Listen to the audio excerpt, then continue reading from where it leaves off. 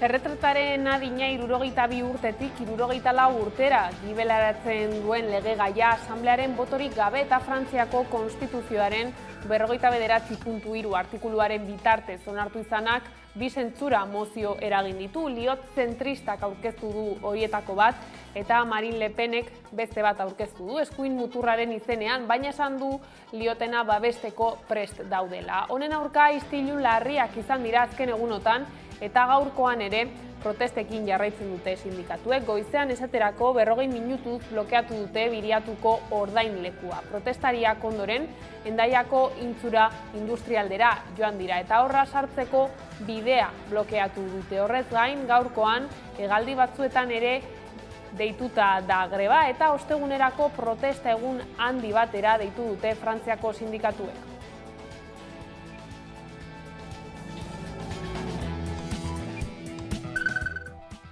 Arratsaldeon, Frantzian begirada guztiak daude jarrita. Gaur, Asamblea Nazionalean arratsaldeko 4etan hasi dira eztabaidatzen Emmanuel Macronen gobernuaren aurkako zentsura mozioak Aiaradurreta.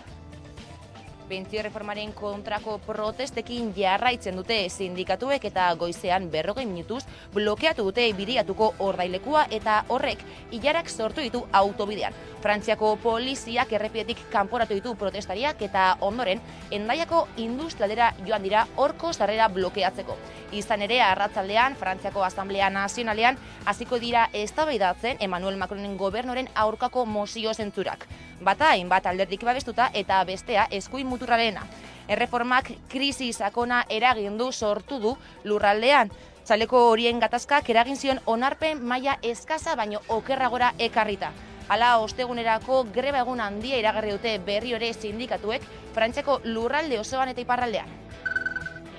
Eta Ipar Euskal Herritik mugitu gabe zehazkako ikasleek euskaraz egin ahal izango dute brebetako zientzietako azterketa. Urten joan den asteburuan eman du aditzera erabakia Vicent Bru, Frantziako Asambladako diputatuak Twitterren eta hezkuntza ministroaren erabakia txalotu du. Peio Jorajuria zehazkako lehendakariak adierazi du izugarrizko garaipena dela eta azken urteetako mobilizazioen lorpena dela aldaketa. Sare sozialen bitartez jaso du berria zehazkako lehendakariak ere eta adierazi du onartezina dela modu horretan izatea erabakiaren berri.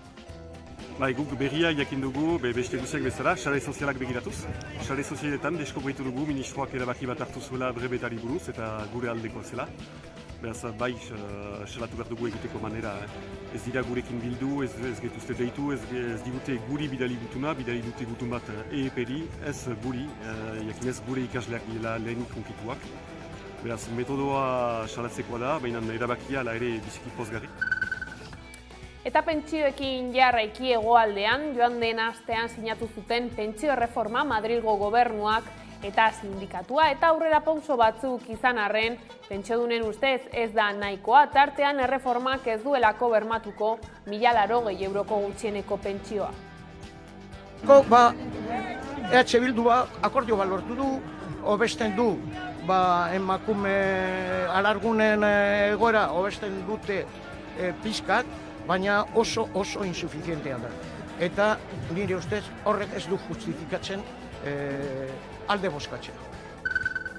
Eta lan gatazketan Osakidetzako garbiketa azpikontratetako langileek 2 asteko greba abiatu dute gaurtik apirilaren 2 arte. LAB, UGT, Comisiones Obreras eta ESK sindikatuek deitu dute lan uztea. Euren lan baldintzak osasun zerbitzu publikoko langileekiko homologatzea aldarrikatzen dute. Aiara. Osakidetza garbiketa sektoreko langileek greba martxan dute. Iragarritako 2 asteko greba abiatu dute LAB, Comisiones Obreras, UGT eta ESK sindikatuek deituta.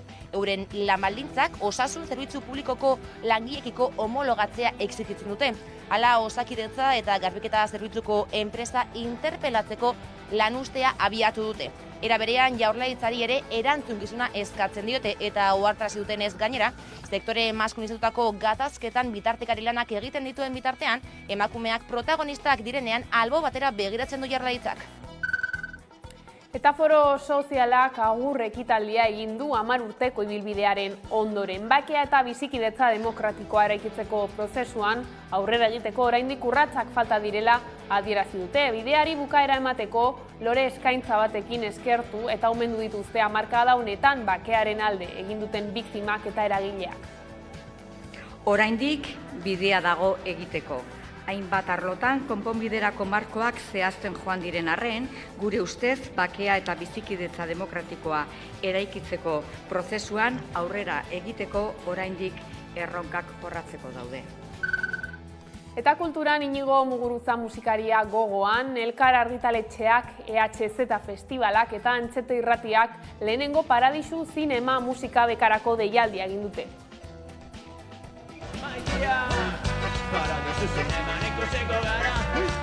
Inigo Muguruza musikaria gogoan, Antxeta irratiak, EHZ festivalak eta Elkar argitaletxeak, Paradisu zinema lehenengo musika bekarako deialdia egin dugu. Gainera bekak izenburua ezin hobea duela, Paradisu zinema, Antxeta irratiren hastapenetan, ja 20 urte atzera eginda, beti egonda familia, Muguruza familia aski gertu.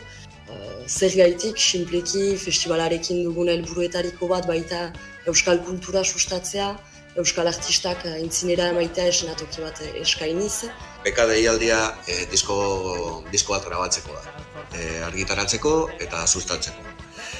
Baldintza bakarra, jatorrizko kantuak izan behar direla, originalak eta euskeraz. Ez dago beste mugari.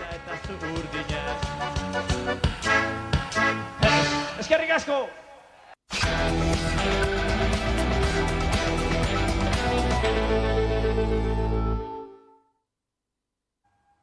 Ongietorriak arratsaldean gaur albistegira. Frantzian, erretretaren adina 62 urtetik 64 urtera gibelatzen duen legegaia asamblearen botorik gabe eta Frantziako konstituzioaren 49.3 artikuluaren bitartez onartu izanak mozioak eragin ditu. Pentsio reformaren aurkako protestekin jarraitzen dute sindikatuek iparraldean zen Frantziako lurralde osoan. Krisi sakona eragin du Macronen gobernuak aurrera atera nahi duen pentsio reforma.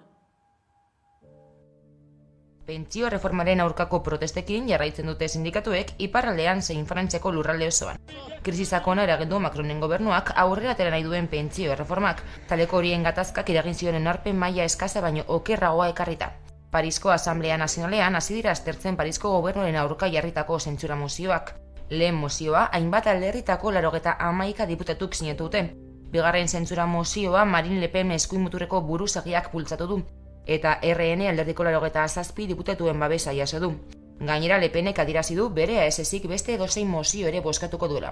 Naiz eta ezkerrekoa izan Elisabeth Borne lehen ministraren gobernua botatzeko. Ohar batean azaldu duenez pentsio reforma bidegabea bertan bera ustea da bere helburua.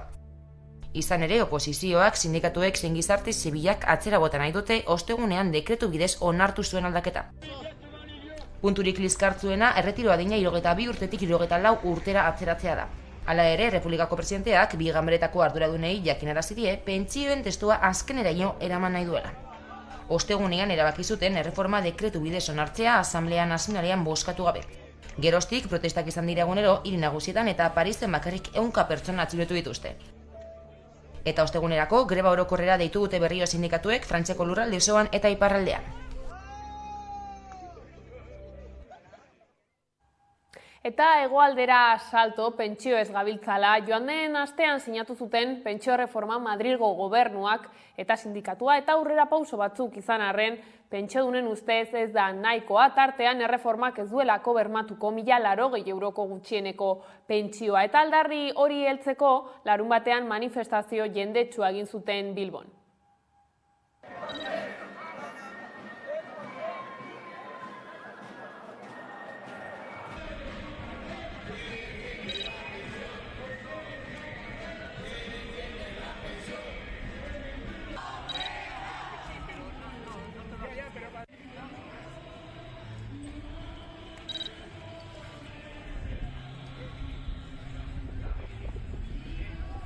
Titularretan agertu dena izan da bakarrikan datu bat.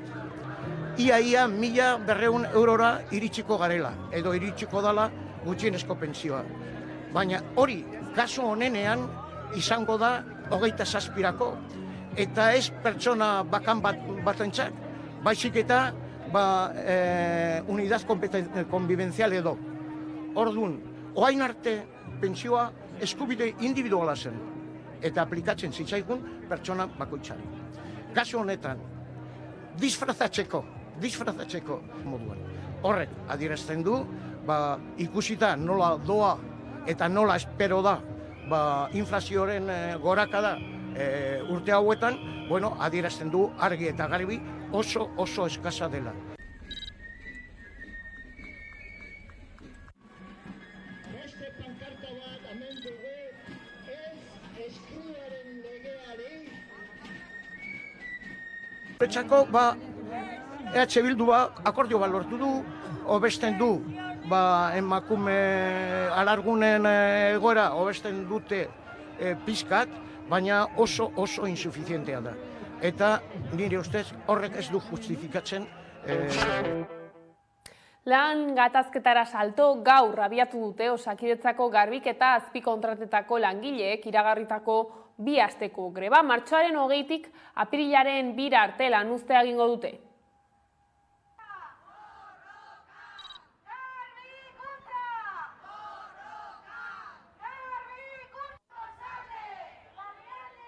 Argi eta garbi adieraziko diegu bai enpresei, bai Osakidetzako zuzendaritzari, homologazioa ez dela ukitzen. Ziur gaude mobilizazioaren eta borrokaren bidez lortuko dugula. Bezalaze gaudela. Gure hitzarmena, gure lan baldintza Osakidetzako langilei homologatzea helburu bezala ditu.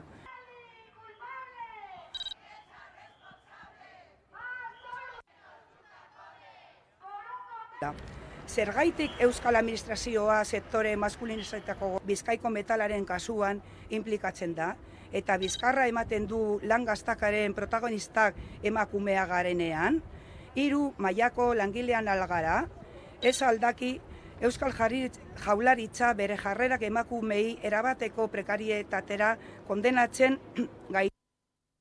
Osasungintzarekin jarraiki, LAB, SAE, UGT, ELA eta Comisiones Obreras sindikatuek osasun plataformarekin batera manifestazioa egin zuten larun batean Iruñean. Osasungintza publikoaren alde eta langile guztientzako baldintza duinen aldeko eskakizuna egin zuten Iruñeko kaleak zeharkatu zituen mobilizazioan.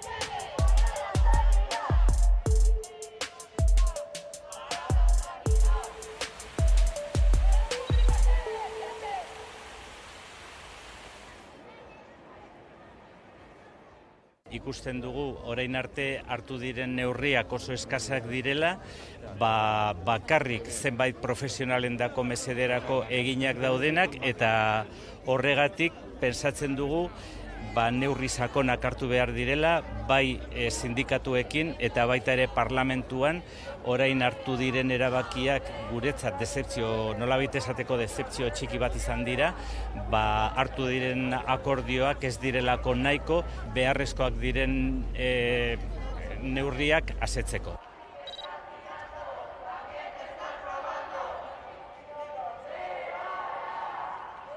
Gurea da indarra, gora guztion osasuna eta lan baldintza duinak guztiontzat.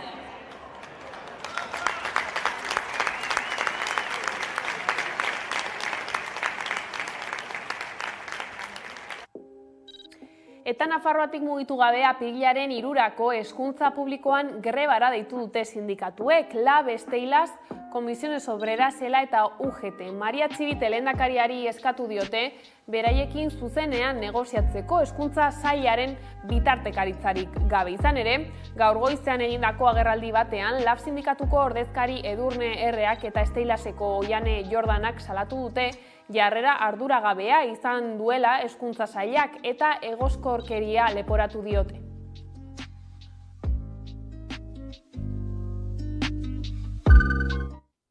Arrazismoaren eta xenofobiaren aurkako martza egin dute Paisaiatik Donostiaraino. SOS arrazakeriak antolatuta Ilmugak lelopean egin dute arrazakeriaren aurkako 26. martxa.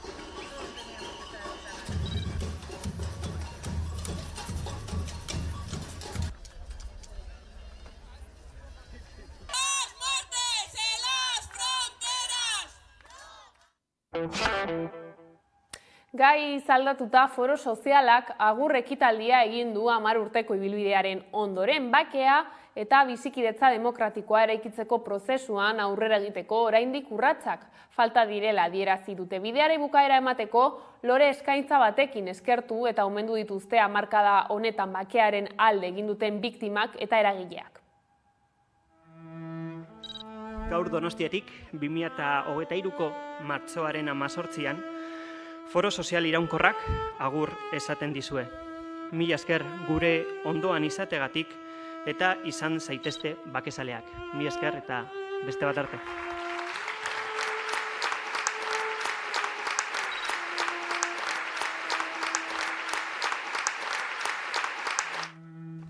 Foro Soziala duela 10 urte lanean hasi zenean oso egoera zailean geunden. Ordutik ona egindako ibilbidea zaila eta neketsua izan da, baina eragile guztiak aitortzen duten bezala oso emankorra. Oraindik bidea dago egiteko.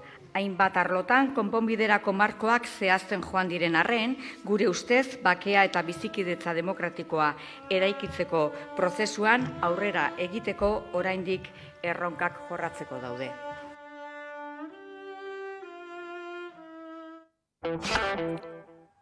Bestaldetik, Seaskako ikasleek brebetaren zientzietako azterketa euskaraz egin ahalko dute aurten. Izugarrizko garaipena dela adierazi dute urte luzeko borrokaren emaitza delako lortutako. Aurrengo erronka basoa euskaraz egin ahal izatea dela azpimarratu dute.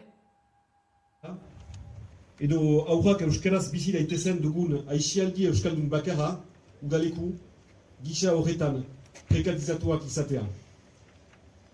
Guk berria jakin dugu, beste guziak bezala, sare sozialak begiratuz. Sare sozialetan deskobritu dugu ministroak erabaki bat hartu zuela brebetari buruz eta gure aldeko zela.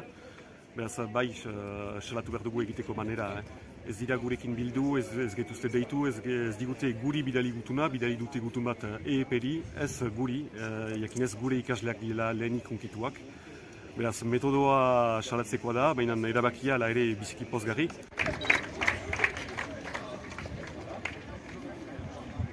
Azterketak! Euskaraz! Azterketak! Euskaraz! Azterketak! Euskaraz!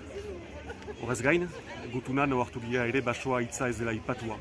Eta hori bizikipenagarri da, gu ez gira hor bakrik brebetarentzat, gira ere basoan azterketak, eta basoan orai arte euskaraz egiten zen parte bat, eta gaur egun berean, pasako dituzen azterketak osoki faltsez izan dira.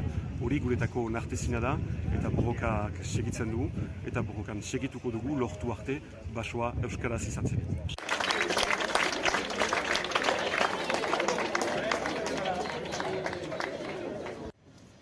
Eta lortu arte ez dugu atsedenik hartuko. Apilaren 22an denak Baionara.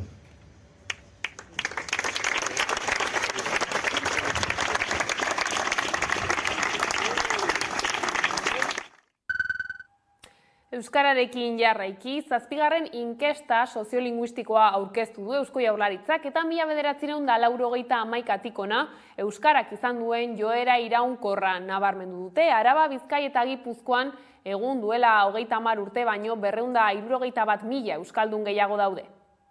Inkestak erakusten du euskaldunik gehien 16-24 urte bitartean dagoela. Beraz, behin baino gehiagotan erabili dugun adierazpen bat edo espresio bat erabiliko dut. Euskara hizkuntza gaztea da, gero eta gazteagoa. Gazteenen artean oso zabalduta dagoelako euskararen ezagutza. Euskararen eta euskaldunen aurkako oldarraldia salatu dute gazte euskaltzalek, euskalgintzako hainbat norbanakok eta eragilek herri erantzun sendo bat antolatzeko beharra nabarmendu dute tartean, martxoaren 23ko hezkuntza euskaraz izan behar da mobilizazioetara deituz. Euskaraz bizi nahi dugunok, noraino hel gaitezkeen eta noraino ez, mailuka erakutsi nahi digute. Eta jada ezin dugu beste aldera begira geratu. Epaitegietatik, garatzen ari diren gurutza da bidegabe horri planto egin eta nahikoa dela esateko garaia da. Martxoaren 23an hezkuntza euskaldunaren aldeko mobilizazioan kaleak hartu behar ditugu. Gazteok, ikasleok, irakaslek, langilek, euskaltzalek, gurasoek, zuk. Euskara aurrera eraman nahi dugun testuinguruan kokatzen dugu hilabete hauetan guztietan bizitzen ari garen erasoaldia. Martxoaren 23ko mobilizazioak erantzun herritar bat behar dute izan. Gure hezkuntza, gure etorkizuna eta gure eskubideak direlako jokoan daudena. Bide horretan urrats gehiago egin behar dira. Horregatik, hemendik dei egin nahi diegu gizarte eragilei, eragile sindikalei, eragile politiko eta instituzionalei erasoaren neurriko erantzuna emateko urratsak egin ditzaten. Guztion artean euskaraz bizitzeko eskubidea babesteko herri erantzun sendoa eman dezagun eta eskubide hori egikaritzeko guztion artean neurri aurrerakoiak bultza ditzagun. Badakigu bidean oztopoak izango ditugula, baina bidea urratzeko erabakia hartua dugu. Euskara aurrera!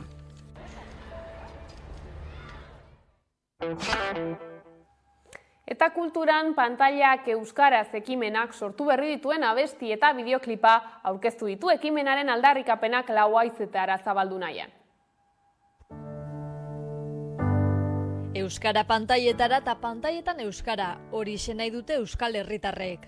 Aldarrikapenak lauaizetara zabaltzeko modu eraginkorrena ikusentzunezkoak eta musika direla iritzita pantailak euskaraz ekimenak abesti eta bideoklip bat sortu ditu ekimenaren aldarrikapenak argi eta garbi islatu.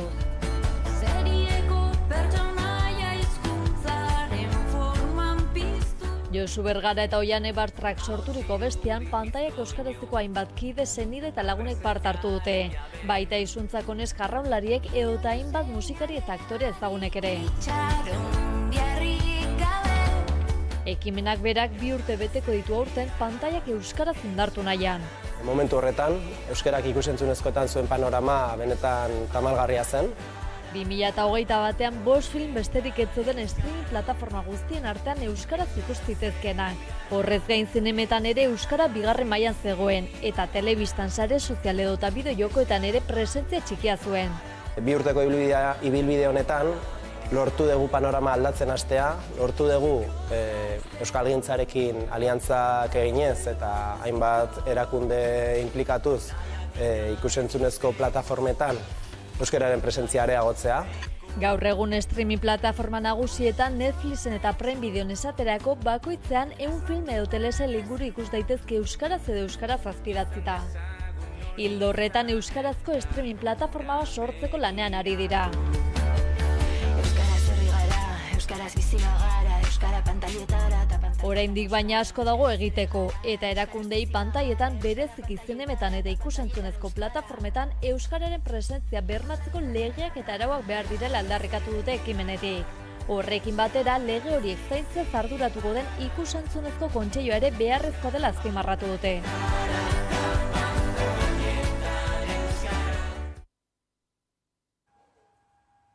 Bestaldetik, abian da euskarara egindako itzulpen onenak saritzeko Vitoria-Gasteiz sarien edizio berria. Udalak 2002tik antolatzen du lehiaketa hau eta aurten 18.000 euro bideratuko ditu haur eta gazte literaturaren alorrean euskarara egindako itzulpen onenen sarietara.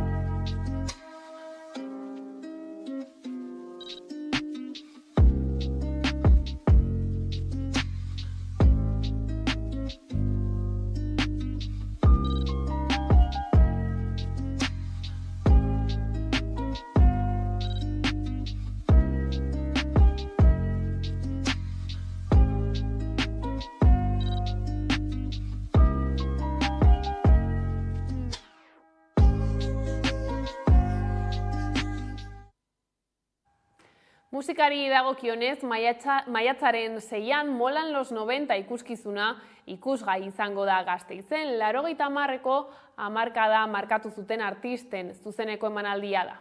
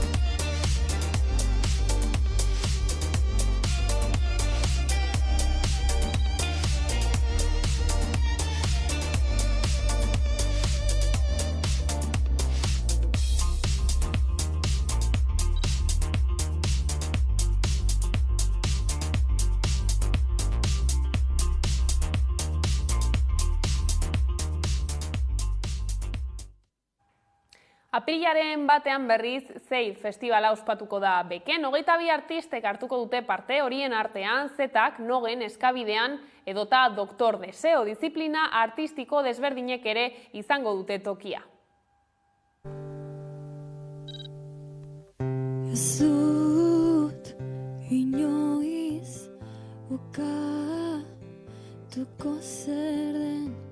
State Fest egun osoko festa izango da, egun osoko eta gainean mundu guztiarentzat. Hemendikat asko izugarri gustatzen zaigu eta haien omenez egingo dugun festa izango da. Kalitatea bermatuta dago, pantailara begiratzea baino ez dago, danontzako dago eskaintza, elkargunea da, musikariekin, lagunekin, musika azkenean batzen gaitun elkargune bat ere badalako. Nahi duna erakutsi gure emanalditan.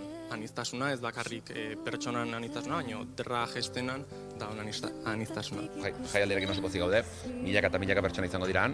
Baina, bai uste dut, jaialdi herriko badela, jaialdi bat non milaka pertsona egon beharra diren, jaialdiak berak zentzua izateko, ez? Zu dela proiektu bat, bere garaian eragin handia izan zuena, baina gaur egun hobe ulertu dena, nire iritziz, ez? Klaseko izatearen komplejuri bat erez, erdara traketxetan mintzatzearen aerez.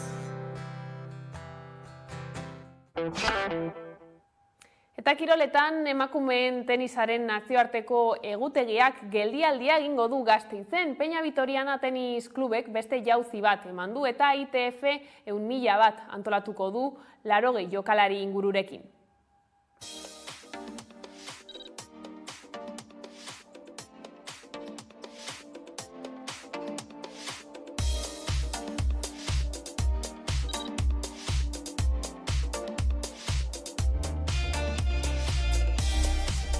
Supone que a jugadoras a partir del número 60 del ranking mundial femenino se darán cita en Vitoria, lo que supone un prestigio deportivo internacional, situar a Vitoria y a Álava en la órbita mundial del tenis.